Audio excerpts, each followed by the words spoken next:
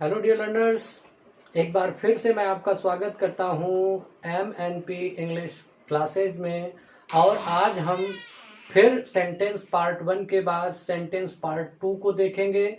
Sentence part 2 को बेहतर तरीके से समझ पाने के लिए सेंटेंस पार्ट 1 का आप अच्छे से एक बार ऑब्जर्व करते हुए उसको देख लें, समझ लें, जिससे पार्ट 2 देखना काफ़ी आसान हो जाए। तो डियर लर्नर्स, आज स्टार्ट करते हैं सेंटेंस का पार्ट 2। पार्ट 1 में हमने डिस्कस किया था कि सेंटेंस ग्रुप ऑफ वर्ड्स हैं जो कंप्लीट सेंस देते हैं, मतलब वर्ड्स का ऐसा अरेंजमेंट जो कंप्लीट सेंस दे। और हमने आपको बताया कि सेंटेंस के दो पार्ट हैं, सब्जेक्ट पार्ट और प्रेडिकेट पार्ट। अगर हम सब्जेक्ट पार्ट की बात करें तो सेंटेंस में जिसके बारे में इंफॉर्मेशन दिया गया है वो सब्जेक्ट पार्ट है, और सब्जेक्ट के बारे में जो इंफॉर्मेशन दिया गया है वो प्रेडिकेट पार्ट है। फिर हमने बताया था कि सेंटेंस के टाइप्स को हम पढ़ लें, तो सेंटेंस के टाइप्स को हम दो तरह से डिवाइड करके पढ़ते हैं, एक अकॉर्डिंग टू फंक्शन, एक अकॉर्डिंग टू स्ट्रक्चर। तो हमने अकॉर्डिंग टू स्ट्रक्चर जब पढ़ना शुरू किया था तो हमने बताया कि अकॉर्डिंग टू स्ट्रक्चर सेंटेंस के 3 टाइप्स होते हैं, सिंपल सेंटेंस, कंपाउंड सेंटेंस और कॉम्प्लेक्स सेंटेंस। अच्छा, सिंपल सेंटेंस वो सेंटेंस है जिसमें एक ही सब्जेक्ट पार्ट हो और एक ही प्रेडिकेट पार्ट हो। अब आप जानते हैं कि प्रेडिकेट पार्ट का मतलब है कि जिसमें एक मेन वर्ब आया हो, तो ऐसे सेंटेंस जिसमें एक ही मेन वर्ब आए हो वो होंगे सिंपल सेंटेंस। और ऐसे सेंटेंसेस जिसमें एक से ज्यादा मेन वर्ब आए हो, और एक से ज्यादा मेन वर्ब तभी आ सकते हैं जब किसी सेंटेंस में एक से ज्यादा क्लॉज आए हो। तो ऐसे सेंटेंसेस जिसमें एक से ज्यादा मेन वर्ब आए हो वो कंपाउंड या कॉम्प्लेक्स सेंटेंसेस होते हैं। अब कंपाउंड या कॉम्प्लेक्स एक से ज्यादा मेन वर्ब सेंटेंस में तभी हो सकता है जब किसी सेंटेंस में एक से ज्यादा क्लॉज आए हो। अच्छा, क्लॉज क्या है? हमने लास्ट जो सेंटेंस 1 के ऊपर जो वीडियो बनाया है उसमें काफी डिटेल में आपको समझा रखा है। एक बार आप उसको अच्छे से जाएं, देखें, समझें, ये काफी हेल्प करेगा आपको पार्ट 2 को समझने में। हमने बताया था कि क्लॉज क्या है। क्लॉज किसी सेंटेंस का वो पार्ट है जिसका अपना खुद का सब्जेक्ट और प्रेडिकेट हो। यहां पे हमने 2 सेंटेंसेज ऑलरेडी लिख रखे हैं, इसके थ्रू मैं आपको एक बार फिर से सेंटेंस पार्ट 1 से रिलेट कराते हुए स्टार्ट करता हूं। तो देखें, यहां पे अंटिल एक कंजंक्शन है। हमने आपसे पहले ही कह रखा है पार्ट 1 में ही कि अंटिल कंजंक्शन है, और सभी लोग जानते हैं कंजंक्शन कनेक्टर होते हैं। और कनेक्टर का क्या काम है? कनेक्टर का यूज हम तब करते हैं जब हमें किसी दो पार्ट को कनेक्ट करने हो। तो अगर ये कंजंक्शन है तो इसका मतलब ये दो पार्ट को कनेक्ट कर रहा है। पहला पार्ट ये हो गया और दूसरा पार्ट ये हो गया। इन दोनों पार्ट को कनेक्ट करने के लिए अंटिल कंजंक्शन का यूज हुआ है। तो हमने कहा क्लॉज क्या है? क्लॉज किसी सेंटेंस का पार्ट है। तो यहां हम देख रहे हैं 2 पार्ट हो चुके हैं। अच्छा, किस तरह का पार्ट सेंटेंस होता है? क्लॉज होता है। तो क्लॉज वो पार्ट होता है सेंटेंस का जिसमें अपना सब्जेक्ट और प्रेडिकेट दोनों आया हो। अगर आप यहां ध्यान से देख पा रहे हैं तो पहले पार्ट में आई सब्जेक्ट है। हमने बता रखा है कि सब्जेक्ट कौन होता है? सेंटेंस में जिसके बारे में इंफॉर्मेशन देते हैं वो सब्जेक्ट है, और सब्जेक्ट के बारे में जो इंफॉर्मेशन देते हैं वो प्रेडिकेट होता है। प्रेडिकेट में मेन वर्ब का आना कंपलसरी, आप सभी लोग जानते हैं हेल्पिंग वर्ब के बाद मेन वर्ब ही आता है। तो इस तरह से ये मेन वर्ब आ गया, इसका मतलब ये एक क्लॉज हुआ, ये सब्जेक्ट पार्ट और ये प्रेडिकेट पार्ट। उसी तरह से यहाँ यू सब्जेक्ट है और कम हियर इसका प्रेडिकेट पार्ट है। तो ये सब्जेक्ट और प्रेडिकेट मतलब एक क्लॉज हो गया। तो ये दोनों क्लॉज मिल करके एक सेंटेंस हो गए। अच्छा, ये किस तरह का सेंटेंस? मैंने आपको बताया था कि वो क्लॉज जिसके साथ कोई कंजंक्शन न आया हो वो मेन क्लॉज होता है, और जिसके साथ कंजंक्शन आया हो या तो सबऑर्डिनेट या तो कोऑर्डिनेट। सबऑर्डिनेट क्लॉज कौन से हैं? जिसके साथ सबऑर्डिनेट कंजंक्शन आया हो। कोऑर्डिनेट क्लॉज क्या? जिसके साथ कोऑर्डिनेट कंजंक्शन आया हो। तो मैंने बताया था कि फैन बॉयज एक नेमोनिक तरीका है। फैन बॉयज में एफ फॉर के लिए, ए एंड के लिए, एन नॉर के लिए, बी बट के लिए, ओ आर के लिए, वाई येट के लिए और एस सो के लिए। ये सारे कंजंक्शन जब भी आएंगे तो आप मानेंगे कि वो कोऑर्डिनेट कंजंक्शन है, और कोऑर्डिनेट कंजंक्शन के साथ जो क्लॉज बनेगा वो कोऑर्डिनेट क्लॉज बनेगा। यहां पे आप देख पा रहे हैं अंटिल कोऑर्डिनेट में से कोई नहीं है, सबऑर्डिनेट है। अगर ये सबऑर्डिनेट है तो इसके साथ बनने वाला सबऑर्डिनेट क्लॉज हो गया। तो ये हो गया मेन क्लॉज और ये हो गया सबऑर्डिनेट क्लॉज, और ये सबऑर्डिनेट क्लॉज और मेन क्लॉज जब भी एक साथ आते हैं तो मिल करके बनता है कॉम्प्लेक्स सेंटेंस। लेकिन यहां पे अगर आप नीचे देख पा रहे हैं तो द पुलिसमैन सब्जेक्ट है, अरेस्टेड द थीव्स इसका प्रेडिकेट है, बट कंजंक्शन है और he subject, could recover the stolen money, couldn't recover the stolen money, ये इसका प्रेडिकेट पार्ट है। ये दो क्लॉज हो गए। इन दोनों क्लॉज को कनेक्ट करने के लिए यहाँ पे बट कंजंक्शन का यूज किया गया है। बट मैंने बताया फैन वॉयज में से बी फॉर बट, ये बट कोऑर्डिनेट कंजंक्शन, अगर कंजंक्शन कोऑर्डिनेट है तो ये क्लॉज भी कोऑर्डिनेट हुआ। तो ये रहा कॉम्प्लेक्स सेंटेंस का यूज। और कंपाउंड सेंटेंस में क्या करेंगे, मेन क्लॉज के साथ जब कोऑर्डिनेट क्लॉज आ जाएगा तो उससे मिलकर के जो क्लॉज जो सेंटेंस बनेगा वो कंपाउंड होगा। तो यहां आप देख पा रहे हैं ये कॉम्प्लेक्स सेंटेंस है और यहां आप देख पा रहे हैं ये कंपाउंड सेंटेंस है। अब हम यहाँ जो हमें ध्यान देने वाली बात है, अगर आप अच्छे से देख पा रहे हैं तो आप देख रहे होंगे कि मेन क्लॉज के बाद जब सबऑर्डिनेट आया है तो यहाँ पे कोई कॉमा नहीं है, लेकिन जब मेन क्लॉज के बाद कोऑर्डिनेट क्लॉज आया है तो यहाँ पे कॉमा आया हुआ है। तो ये कॉमा क्यों आया हुआ है, इसके पीछे क्या लॉजिक है? तो इसके पीछे बहुत ही खूबसूरत सा लॉजिक है, जिसको समझने के लिए हमें थोड़े से ग्रामर के और बेसिक कॉन्सेप्ट और क्लियर होने चाहिए, जिससे इसको हम समझ और समझा सकते हैं। यहाँ पे फिलहाल आप ये समझें कि मेन क्लॉज के बाद जब सबऑर्डिनेट क्लॉज आता है तो कॉमा नहीं लगाते हैं, लेकिन अगर मेन क्लॉज के बाद कोऑर्डिनेट क्लॉज आया हो तो कॉमा का यूज हम कर लेते हैं। क्यों यूज करते हैं इसको समझ लेते हैं। एक्चुअली है क्या कि जो सबऑर्डिनेट क्लॉज होते हैं वो मेन क्लॉज के ही पार्ट होते हैं, तो जब इसी के पार्ट हैं तब यहाँ पे कॉमा लगाने की जरूरत नहीं है। लेकिन जो कोऑर्डिनेट क्लॉज होते हैं वो मेन क्लॉज के पार्ट नहीं होते हैं। तो हम सभी लोग जानते हैं कि जब हम किसी पार्ट को सेपरेट करना चाहते हैं, अलग करना चाहते हैं, तो हमें कॉमा की जरूरत होती है।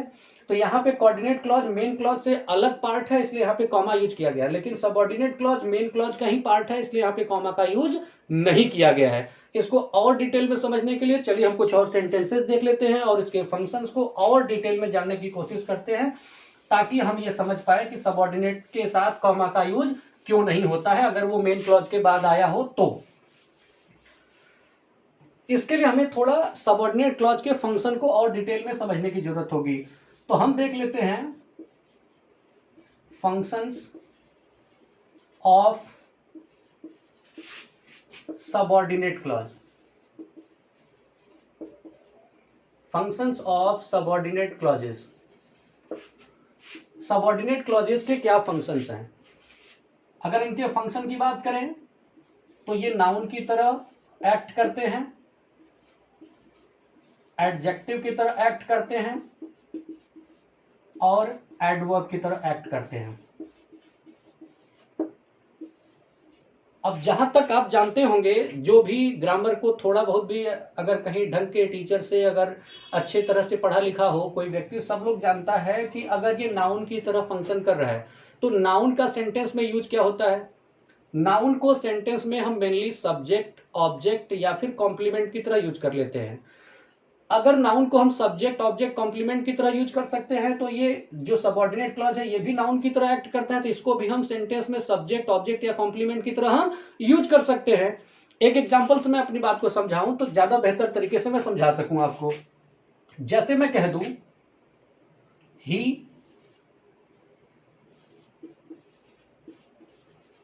Teachers English. अगर मैं कह दूं ही टीचेज इंग्लिश, तो इस सेंटेंस में आप देख रहे हैं टीचेज मेन वर्ब है, ही सब्जेक्ट की तरह एक्ट कर रहा है।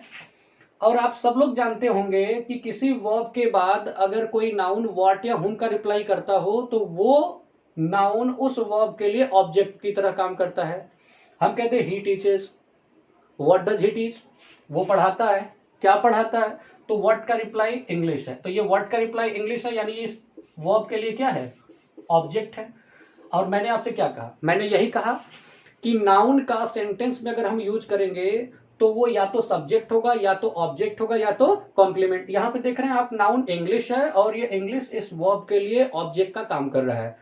तो यहाँ पे इस सेंटेंस के थ्रू हम ये समझ पा रहे हैं कि किसी वर्ब के बाद अगर कोई नाउन आया हो और वो व्हाट हुम का रिप्लाई हो तो वो वर्ब का ऑब्जेक्ट होगा।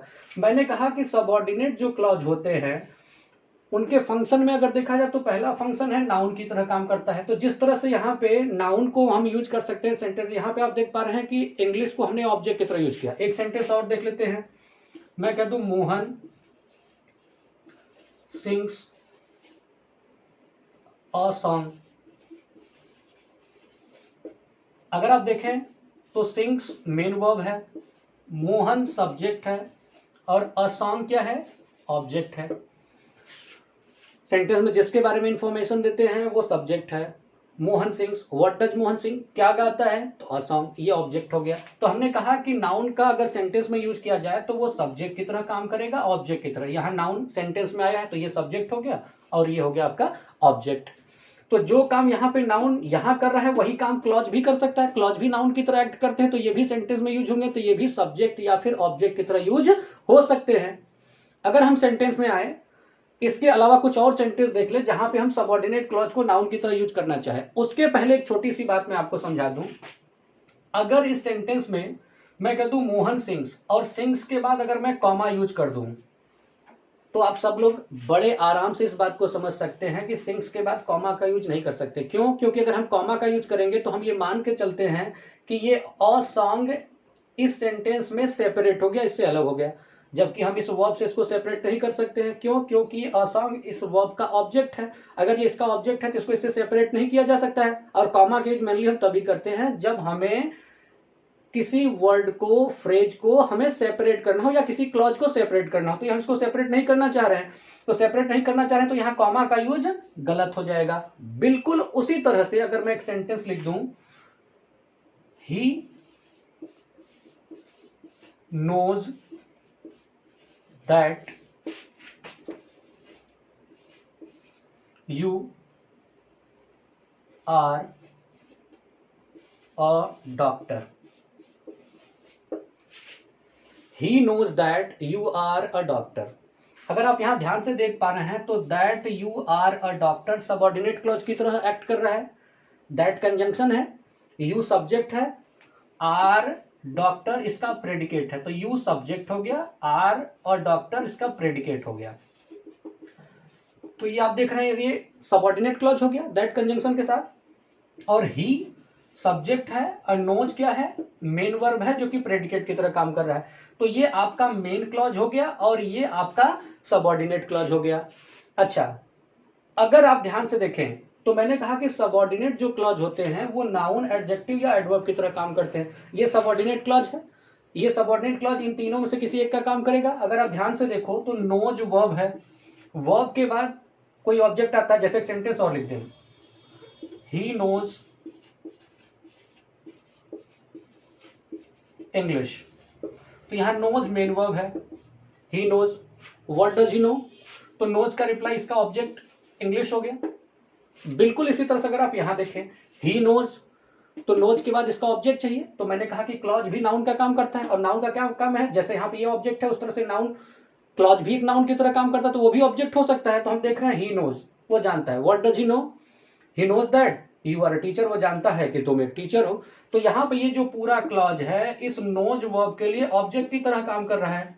अगर ये ऑब्जेक्ट की तरह काम कर रहा है इसका मतलब ये भी क्या है, आप कह सकते हो कि ये नाउन की तरह काम कर रहा है। जैसे यहाँ पे इंग्लिश नाउन है, ऑब्जेक्ट की तरह काम कर रहा है, उसी तरह से ये पूरा क्लॉज यहाँ पे ऑब्जेक्ट है। भाई जो सब्जेक्ट ऑब्जेक्ट है वो नाउन होते ही है, तो ये नाउन, पूरा क्लॉज ही नाउन की तरह काम कर रहा है।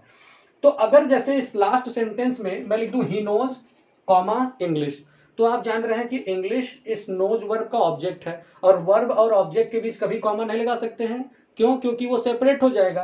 तो जैसे यहाँ पे ये कॉमा गलत हो गया, उसी तरह से नोज का ये जो पूरा दैट क्लॉज बना है, सबऑर्डिनेट क्लॉज, ये इस नोज वर्ब का ऑब्जेक्ट है। अब ये ऑब्जेक्ट है तो इसके साथ अगर हम यहाँ पे कॉमा लगा देंगे तो वो ऑब्जेक्ट उस मेन वर्ब से अलग हो जाएगा, और मेन वर्ब से इसको सेपरेट किया नहीं जा सकता। इस वजह से यहाँ पे कॉमा गलत हो गया। तो मैंने शुरू में ही आपको ये बात बताया कि जब सबऑर्डिनेट क्लॉज मेन क्लॉज के बाद आते हैं तो वहां कभी भी कॉमा नहीं लगाना चाहिए। क्यों?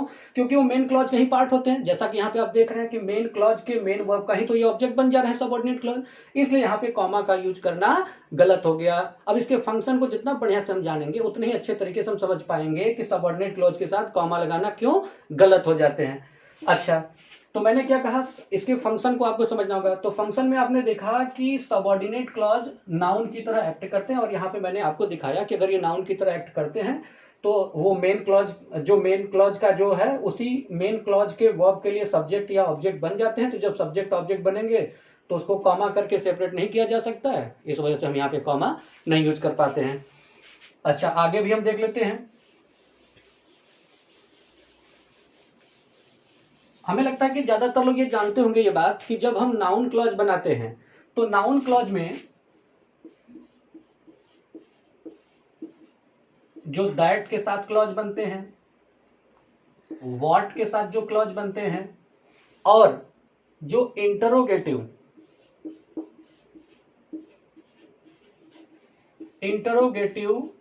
कंजंक्शन के साथ जो क्लॉज बनते हैं वो सब नाउन ही होते हैं ना। ये दैट क्लॉज अभी हमने लिख के दिखाया। व्हाट के साथ भी मैं कह सकता हूं एक सेंटेंस लिख करके, I don't like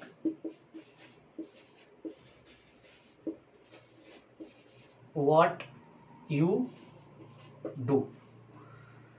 I don't like main clause हो गया, व्हाट कंजंक्शन है, इसके साथ एक और क्लॉज बना, और व्हाट के साथ जो क्लॉज बना वो सबऑर्डिनेट क्लॉज हुआ, और ये मेन क्लॉज। मेन क्लॉज में ये लाइक मेन वर्ब का काम कर रहा है। अगर ये मेन वर्ब है तो मेन वर्ब के बाद लाइक ट्रांजिटिव वर्ब है तो ऑब्जेक्ट आना चाहिए। तो I don't like, what don't I like, मैं क्या नहीं पसंद करता हूं, तो व्हाट यू डू, जो तुम करते हो। तो ये व्हाट यू डू जो बना, ये इस लाइक वर्ब के लिए ऑब्जेक्ट की तरह एक्ट कर रहा है, यानी ये नाउन क्लॉज हो गया। इसी तरह से मैं कह दूं आई आस्क हर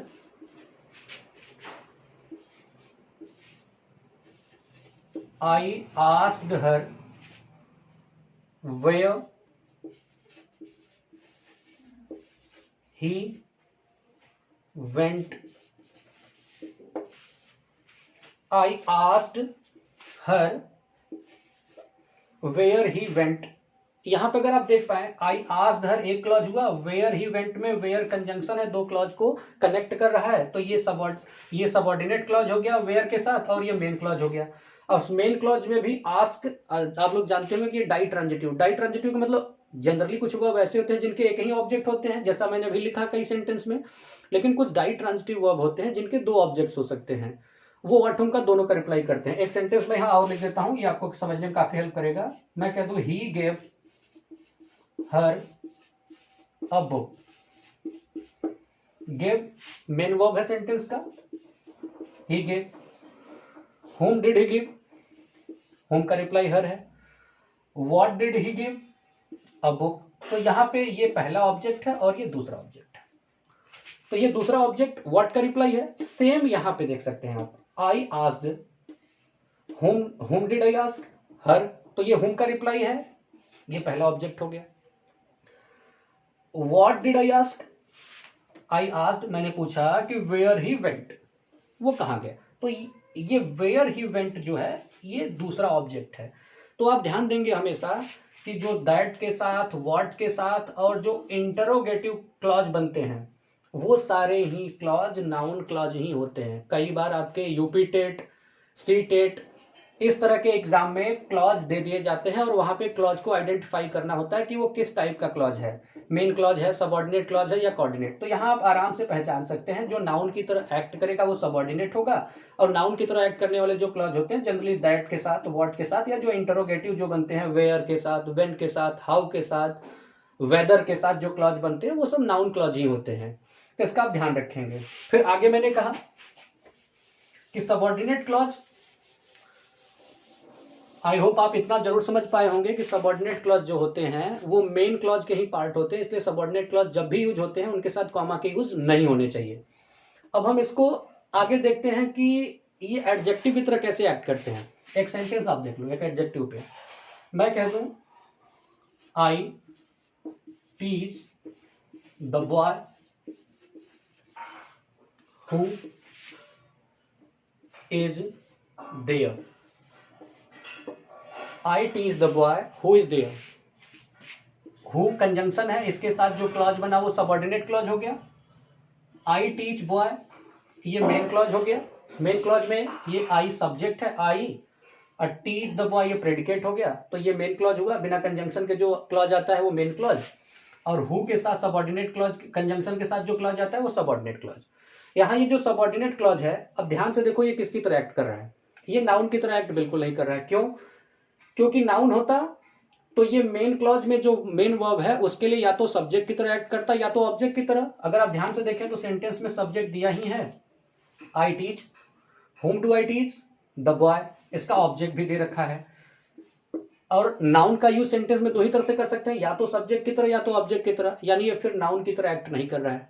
फिर ये किसकी तरह एक्ट कर रहा है? तो हम सब लोग जानते हैं कि नाउन को डिस्क्राइब करने के लिए जो एडजेक्टिव होते हैं वो एडजेक्टिव नाउन के ठीक बगल में लिखे जाते हैं। इसी बॉय का ये डिस्क्रिप्शन है, आई टीज द बॉय। आप सब लोग, हमें लगता है कि सब लोग जानते होंगे कि what kind of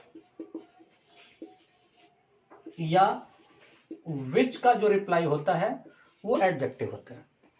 I tease the boy, which boy, कौन सा बॉय? तो who is there, who is there इस बॉय का डिस्क्रिप्शन है, यानी ये जो क्लॉज बना वो बन गया द बॉय का डिस्क्रिप्शन, यानी ये क्लॉज क्या बन गया? एडजेक्टिव। अगर हम यहां पे कॉमा यूज कर देते हैं तो ये बिल्कुल वैसे ही होगा, he is a smart boy. अगर हम यहां स्मार्ट के बाद कॉमा लगा दें तो स्मार्ट डिस्क्रिप्शन है किसका? बॉय का। He is a boy, what kind of boy? Smart. Smart ये बॉय का ही डिस्क्रिप्शन है, तो हम जान रहे हैं कि एडजेक्टिव जिस नाउन का डिस्क्रिप्शन है कॉमा लगा देंगे तो उससे सेपरेट हो जाएगा। तो सेम यहाँ पे भी वही बात बनती है कि जब एडजेक्टिव क्लॉज नाउन के ही डिस्क्रिप्शन है तो यहाँ पे आपको कॉमा यूज करने से वो क्या हो जाएंगे? गलत। सेम हमेशा वही बात अप्लाई होती है कि सबऑर्डिनेट क्लॉज मेन क्लॉज का ही पार्ट होते हैं। अभी आपने देखा जब वो नाउन की तरह एक्ट कर रहे हैं तो मेन वर्ब के ही ऑब्जेक्ट या सब्जेक्ट की तरह फंक्शन कर रहे हैं, लेकिन जब वो एडजेक्टिव थे तो उसी मेन वर्ब का जो ऑब्जेक्ट या सब्जेक्ट होगा उसी में से किसी एक का डिस्क्रिप्शन होगा। तो इसलिए सबऑर्डिनेट क्लॉज जहां भी आएंगे उनके साथ कॉमा का यूज करना गलत हो जाएगा। हालांकि ये बातें आगे चल करके बहुत कुछ डिटेल में पढ़ने पे इसमें भी कुछ बातें हैं, जब ये एडजेक्टिव की तरह एक्ट करे तो जहां कॉमा का यूज किया भी जा सकता है। लेकिन फिलहाल अगर बेसिक इंट्रोडक्शन की बात की जाए तो ये जनरल में आप कह सकते हो कि सबऑर्डिनेट क्लॉज मेन क्लॉज के बाद आते हैं तो कॉमा का यूज नहीं हो सकता। ये पंक्चुएशन में भी बड़ा इंपॉर्टेंट हो जाता है, आपके एग्जाम में पंक्चुएशन से भी क्वेश्चन पूछ ही लिया जाता है। तो इसको आप थोड़ा ध्यान देखेंगे, आगे जो वीडियोज आएंगे उसमें हम और डिटेल में जब बताने की कोशिश बताते हैं तब आपको क्लियरली समझा देंगे कि सबऑर्डिनेट क्लॉज के साथ कब कॉमा यूज कर सकते हैं। लेकिन जनरली आप मान चलो कि कॉमा का यूज नहीं होता है। एक एडवर्ब के ऊपर भी देख लेते हैं। एडवर्ब जब सबऑर्डिनेट क्लॉज एडवर्ब की तरह काम करे उसके लिए एक छोटा सा सेंटेंस आप यहां देख लो। हम कहते हैं ही डाइड यस्टरडे। डाइड यहां मेन वर्ब की तरह एक्ट कर रहा है। He died, when did he die? तो व्हेन का रिप्लाई क्या हो गया? यस्टरडे। तो ये एडवर्ब है। हमें लगता है कि ये सब लोग जानते होंगे, ज्यादातर बच्चे जो थोड़ा भी ग्रामर को ठीक से समझते जानते होंगे, उन्हें मालूम होगा कि व्हेन, वेयर, हाउ, इन सब का जो रिप्लाई होता है वो एडवर्ब ही होता है। तो he died, when did he die, when का रिप्लाई तो ये एडवर्ब है। यहाँ एडवर्ब एक वर्ड है। हमने कहा कि सबऑर्डिनेट क्लॉज यानी एक क्लॉज भी एडवर्ब की तरह एक्ट कर सकता है सबऑर्डिनेट। उसको एक सेंटेंस के थ्रू हम देख लेते हैं। हमने कहा Mohan had played, Mohan had played cricket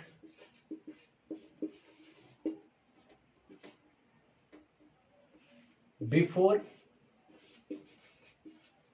I reached there। Before एक कंजंक्शन है, तो बिफोर के पहले मोहन सब्जेक्ट और इसका प्रेडिकेट, ये मेन क्लॉज हो गया। बिफोर के बाद आई सब्जेक्ट, रीच देयर इसका प्रेडिकेट हो गया। तो बिफोर एक सबऑर्डिनेट कंजंक्शन है तो इसके साथ जो क्लॉज बना वो सबऑर्डिनेट क्लॉज बन गया। जैसे कि हमने ऊपर कहा कि he died, when did he die? तो व्हेन का रिप्लाई यस्टरडे था।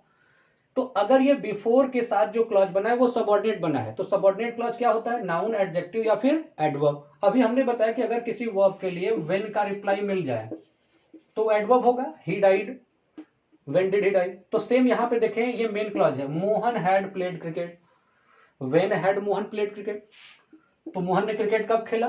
तो ये बिफोर के साथ जो क्लॉज बना ये पूरा क्लॉज क्या है? इस प्लेड वर्ब के लिए टाइम है। एक बार आप फिर से देख लो, he died, when did he die?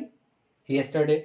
उसी तरह से Mohan had played cricket, when had Mohan played cricket? तो बिफोर ही रीच देयर इस प्लेड वर्ब के लिए एडवर्ब ऑफ टाइम है, टाइम को रिप्रेजेंट, टाइम को बता रहा है। तो एक तरह से आप कह सकते हो कि ये एडवर्ब की तरह काम कर रहा है। तो आप ध्यान देंगे कि सबऑर्डिनेट क्लॉज तीन तरह से एक्ट करते हैं नाउन की तरह। अगर वो नाउन की तरह एक्ट करेंगे तो सब्जेक्ट होंगे या फिर ऑब्जेक्ट होंगे। जैसा कि हमने सेंटेंस में लिखा, हमने कहा दैट के साथ, व्हाट के साथ, या जो इंटरोगेटिव क्लॉज बनते हैं वो सारे क्लॉज जनरली नाउन होते हैं। फिर मैंने कहा एडजेक्टिव क्लॉज, तो एडजेक्टिव क्लॉज के लिए जो रिलेटिव क्लॉज होते हैं, हमें लगता है कि रिलेटिव क्लॉज ज्यादातर लोग समझते होंगे, अगर नहीं समझते होंगे तो इसके ऊपर भी हम डिटेल में वीडियोस लेके आएंगे। हु के साथ, हुम के साथ, विच के साथ जो क्लॉज बनते हैं वो रिलेटिव क्लॉज हैं। तो रिलेटिव क्लॉज एडजेक्टिव की तरह एक्ट करते हैं, और ये जो before, after, as soon as long as, इन सब के साथ जो बनते हैं वो एडवर्ब होते हैं। और एडवर्ब में भी कई टाइप हो जाएंगे कि वो एडवर्ब टाइम बता रहा है, व्हेन का रिप्लाई हो सकता है, अगर मैनर बताएगा तो हाउ का रिप्लाई होगा, और प्लेस बताएगा तो वेयर का रिप्लाई। तो आपको अगर लगता है कि वो प्लेस बता रहा है तो वेयर का रिप्लाई, अगर वेयर, व्हेन और हाउ में से किसी का भी रिप्लाई मिल रहा है तो आप समझ लो कि वो एडवर्ब क्लॉज है। तो इस तरह से हम देख लेते हैं कि सबऑर्डिनेट क्लॉज जब सेंटेंस में यूज होते हैं मेन क्लॉज के बाद, तो कॉमा का यूज हम क्यों नहीं करते हैं? क्योंकि वो मेन क्लॉज के ही पार्ट होते हैं और उसी के पार्ट है, इस वजह से कॉमा का यूज करना गलत हो जाता है। और उसके फंक्शन को जब हम और डिटेल से, भाई नाउन की तरह काम करते हैं तो ऑब्जेक्ट सब्जेक्ट है, जब मेन वर्ब का ऑब्जेक्ट सब्जेक्ट है तो कॉमा कर देंगे, सेपरेट हो जाएगा, वही एडजेक्टिव के साथ है और सेम वही एडवर्ब के साथ है। तो ये एक पूरा मुझे लगता है कि सबऑर्डिनेट के फंक्शन के ऊपर एक छोटा सा और इंट्रोडक्शन है, इसको आप ध्यान से देखें, समझें, जानें। उसके बाद एक सेंटेंस में लास्ट में लिख देता हूं, आप इसको देख लें। जैसा कि मैंने पार्ट 1 बनाते समय ही कहा था कि एक क्वेश्चन में लास्ट में पूछूंगा, तो ये सेंटेंस का पार्ट 2 जब कंप्लीट हुआ है पूरी तरह से अकॉर्डिंग टू स्ट्रक्चर, तो एक क्वेश्चन पूछना था जो कि आज मैं पूछ ले रहा हूं। इसका आंसर आप हमारे या तो कमेंट बॉक्स में लिख के दे दें, या फिर व्हाट्सएप नंबर है, इस पे भी आप भेज सकते हैं, मैं देख लूंगा, आपको रिप्लाई भी कर दूंगा। मेरा व्हाट्सएप नंबर है 9628148013। इस पे आप इसका आंसर भेज देंगे, हम आपको रिस्पॉन्ड कर देंगे। फिर देखें आप एक क्वेश्चन जो आपको अभी जिसको आपको रिप्लाई करना है। क्वेश्चन है, आई saw the bird flying high in the sky। ये एक सेंटेंस है, आपको देखकर बताना है कि इस सेंटेंस का टाइप क्या है, what kind of sentence is this, whether it is simple, complex और कंपाउंड। ये आप कमेंट बॉक्स में लिख के भेज दें, या फिर हमारे व्हाट्सएप नंबर 9628148013, इसमें से आप किसी भी, चाहे तो व्हाट्सएप पे चाहे तो कमेंट बॉक्स में लिखकर आप जरूर से जरूर भेज दें, फिर मैं बाद में आपको रिस्पॉन्ड कर दूंगा। Thank you very much.